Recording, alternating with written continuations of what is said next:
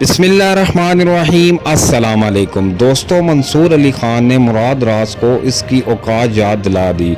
मंसूर अली ख़ान ने कहा कि मैं आपके हलके का वोटर हूं, आपको चैलेंज करता हूं, आप बुरी तरह इलेक्शन हार जाएंगे। आप सिर्फ इलेक्शन इमरान ख़ान की वजह से जीते थे, आपकी अपनी कोई हैसियत नहीं। दोस्तों, इससे पहले आप चैनल पर नए हैं तो गुजारिश है कि चैनल को लाइक और सब्सक्राइब ज़रूर करें ताकि इस रिलेटेड वीडियो आप तक पहुँच सके। तो देखते हैं वीडियो की तफसील। इस्तेहकाम पाकिस्तान को देखकर आपके ख्याल में इस टाइम करंट जो हुकूमत है पीएमएलएन और पीपल्स पार्टी दोनों ज्यादा टेंशन किसको हो रही है?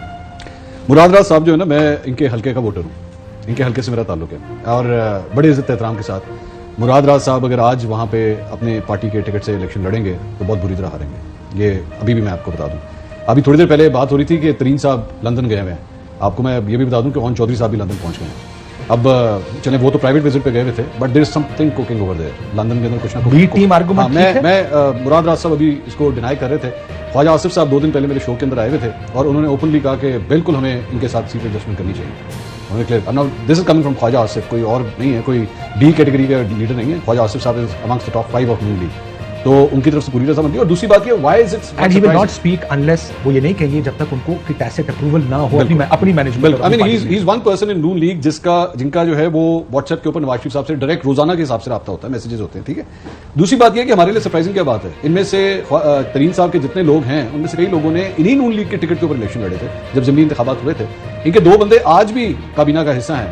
ओन चौधरी साहब ने अभी तक नहीं छोड़ा, संगड़ियाल साहब ने अभी तक नहीं छोड़ा, ठीक है, वो भी उसका हिस्सा है।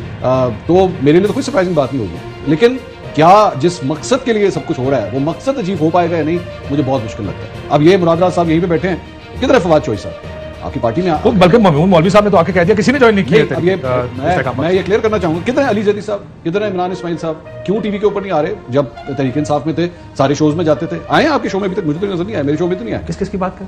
मैं बात कर रहा हूँ, मैं तो ना भूल गया हूं। अली जैदी साहब, वो जिन्होंने कहा था मैं मेरे सर पे गोली मार देना, मैं उनकी बात मैं सुनना चाहूंगा। मैं अली जैदी साहब से अगला बयान सुनना चाहूंगा कि मेरे सर पे गोली मार देना, मैं जहांगीर तरीन को नहीं छोड़ूंगा। नहीं, जहांगीर तरीन भाई, जहांगीर तरीन, अब तो जहांगीर तरीन है ना। ये डेडिकेशन अब इस पार्टी के लिए होनी चाहिए। फवाद चौधरी साहब, मेरे लिए शॉकर था जब मुझे पता लगा कि फिरदौस आशिक अमान साहब को सेक्रेटरी ताब बना दिया। भाई फवाद चौधरी साहब खुद मीडिया के इतने बड़े एंकर रहे हुए हैं, इंफॉर्मेशन मिनिस्टर रहे हुए हैं, आपने उनसे कोई फायदा नहीं उठाया।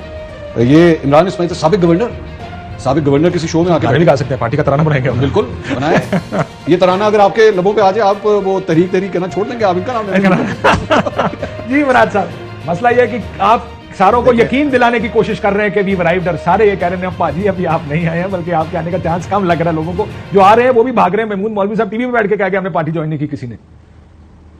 देखिए, बड़े आसान है महमूद मौलवी साहब के लिए कहना दूसरे के बिहाफ पे, या तो अली जैदी साहब कोई स्टेटमेंट खुद इशू कर दें, क्योंकि या इमरान इस्माइल साहब कोई स्टेटमेंट इशू कर दें, या फवाद चौधरी कोई स्टेटमेंट इशू कर दें, क्योंकि मैं तो उस डिनर पे भी था और मैं इस पे प्रेस कॉन्फ्रेंस पे भी था जिस वक्त ये सारा अनाउंस हुआ था, वहां पे भी ये लोग थे।